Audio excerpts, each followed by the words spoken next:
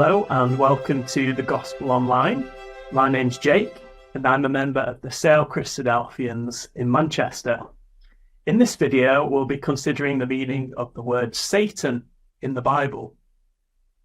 Now, the word Satan is actually a very simple word when we look into it, but it's also a very misunderstood word. You see, the word Satan in our English language is a word that has changed its meaning over the years. Like many words in our dictionaries, the meaning has evolved over time. In fact, if we were to open our English Bibles and compare them to a Hebrew scroll, we would see that actually the word Satan isn't an English word at all, but a Hebrew word. In our English Bibles, the word Satan has been left untranslated and has instead been transliterated from the Hebrew alphabet into the English alphabet. And actually, if we were to find a Greek copy of the New Testament, Greek, of course, being the language that the New Testament was originally written in, we would find the same again there. The word Satan has been left untranslated and has been carried over into the Greek, transliterated from the original Hebrew. So if we're to understand this Bible word Satan, then it's important that we look up what the word means in Hebrew. So let's do just that. If we consult Strong's Hebrew lexicon, we find that the word Satan means an adversary, one who withstands or resists, or who stands against. In other words, an opponent. So we see straight away in the Bible that the word Satan is just an ordinary Hebrew word that means an adversary or an opponent. It's a description rather than a name. A Satan is simply someone or something who opposes someone else or tries to stop a person from doing something. So that sounds simple enough, doesn't it? But is the Bible talking about one particular adversary or opponent when it uses this word? Or is the word as general as our English word for adversary? In other words, does the word Satan only apply to one specific adversary, or could it be applied to anyone or anything? Well, let's look at some examples of usage of the word throughout the Bible to find out the answer. Now, you might be surprised to hear that this is actually quite a rare word in the Old Testament of the Bible. The word Satan in the Hebrew appears only 27 times in the Old Testament. 8 of those times it's translated into English as adversary or withstanding, and the other 19 times in our English Bibles it's left untranslated and simply transliterated. So let's first look at a few examples where the word has actually been translated into English.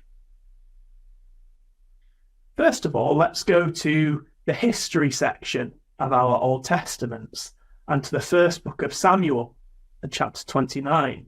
And this chapter records for us part of the life of a prominent Bible character called David and some of his interactions that he had with the Philistine people. So reading from verse 3, "Then the princes of the Philistines said, 'What are these Hebrews doing here?'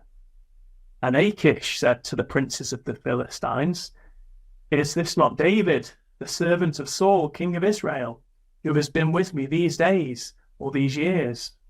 And to this day I have found no fault in him, since he defected to me.' But the princes of the Philistines were angry with him. So the princes of the Philistines said to him, 'Make this fellow return, that he may go back to the place which you have appointed for him, and do not let him go down with us to the battle, lest in the battle he become our adversary.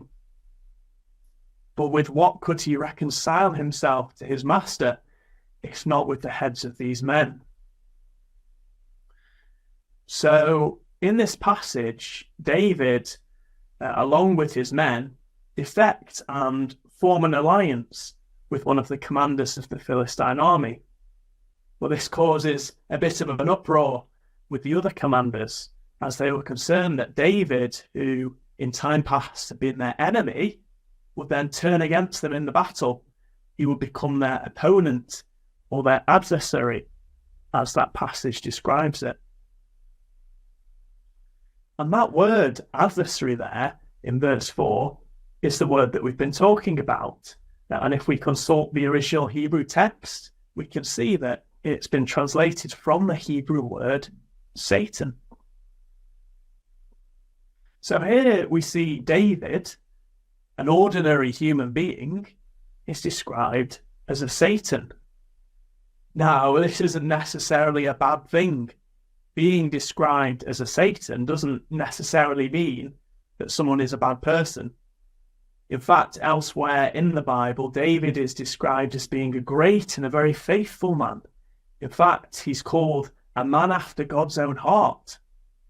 However, on this occasion, he was a Satan, or an adversary, or an opponent to the Philistines.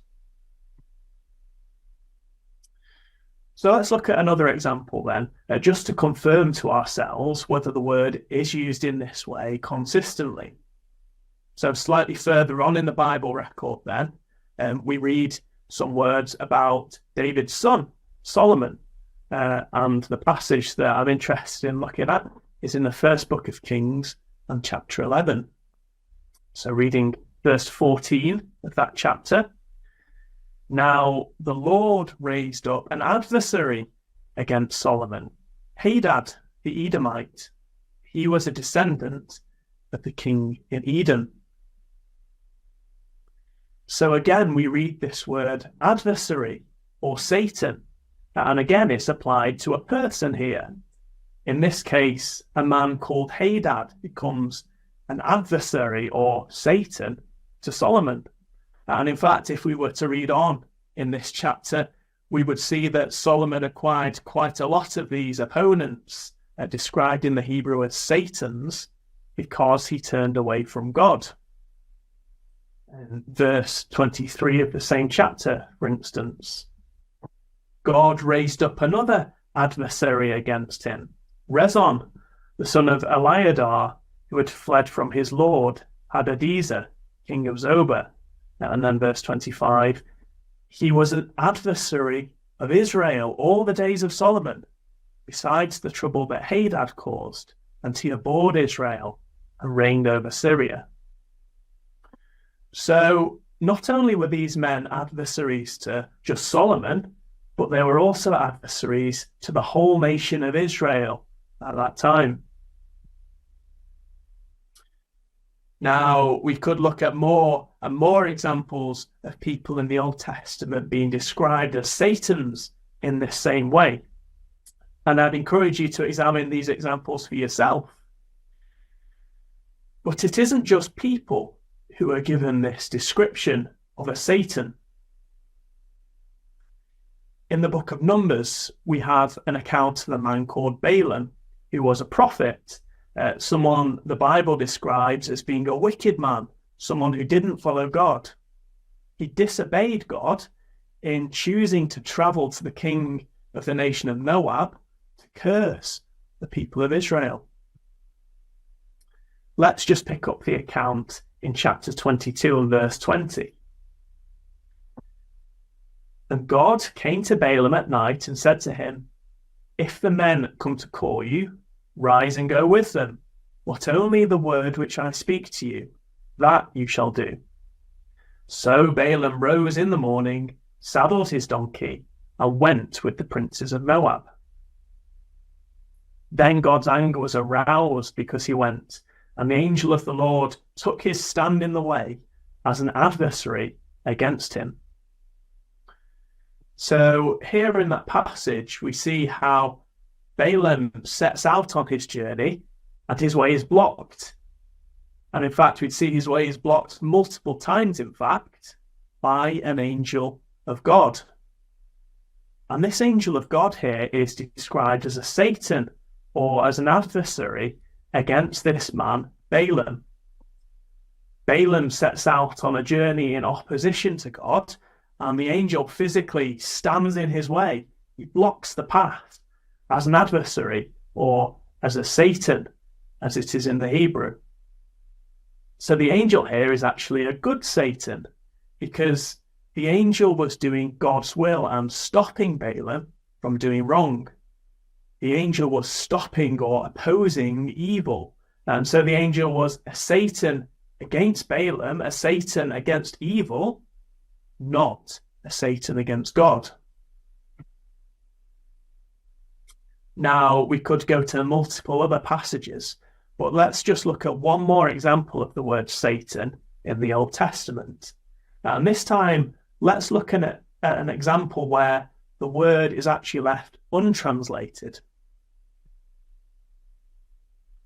Again, in the history section of our Old Testament, and in the first book of Chronicles this time, we read another account about the life of David. Now, Satan stood up against Israel and moved David to number Israel. This is in 1 Chronicles chapter 21 and verse 1. So, in this record, we read how an adversary, a Satan, moves David to carry out this count of the number of men in Israel of fighting age and ability. But who is this Satan? Was it perhaps a great enemy of Israel who caused this to happen? Or was it a devious person who tricked David into doing this thing? Or was it even a good Satan, like in our last example, someone in opposition to the nation of Israel, but who was making them do the right thing?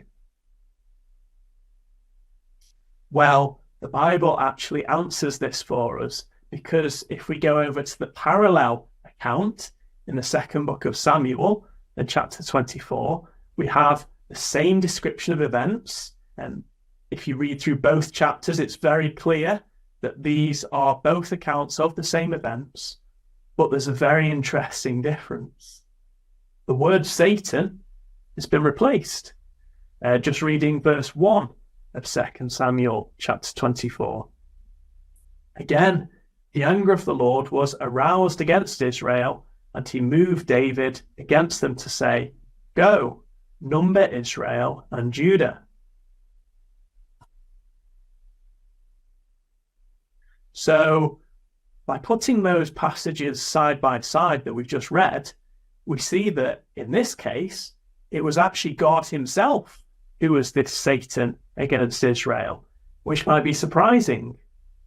But remember, Satan just means adversary, someone who is against someone else.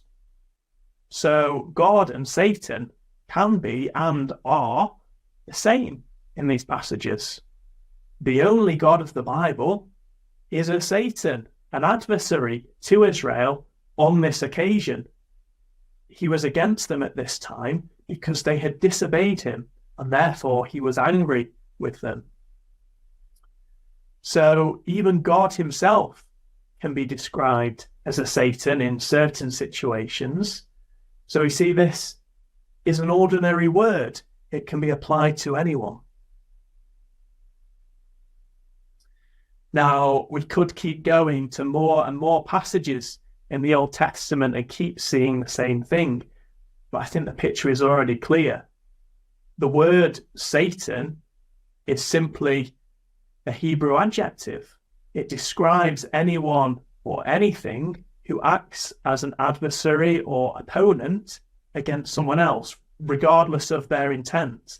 We can have a good Satan or a bad Satan. It's just an ordinary descriptive Hebrew word. And I think looking at the word in this way just helps illuminate for us some more difficult to understand passages, such as the book of Job, for example, where we read about a Satan who acts in opposition to this man called Job.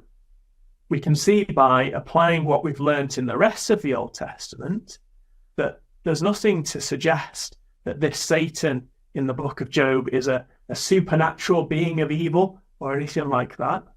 This is simply an opponent who acted as an adversary to Job.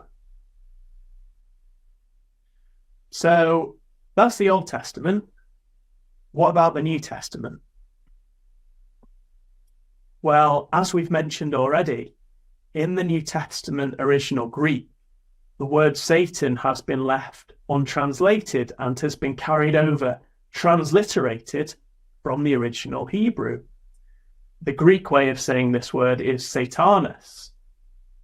So, in that case, we can expect to find the same definition of the word as in the Old Testament. Let's look at just a couple of examples to see if this is the case. Firstly, let's look at the Gospel of Matthew and chapter 16, where Jesus predicts his death and his resurrection. Picking up in verse 21. From that time, Jesus began to show to his disciples that he must go to Jerusalem and suffer many things from the elders and chief priests and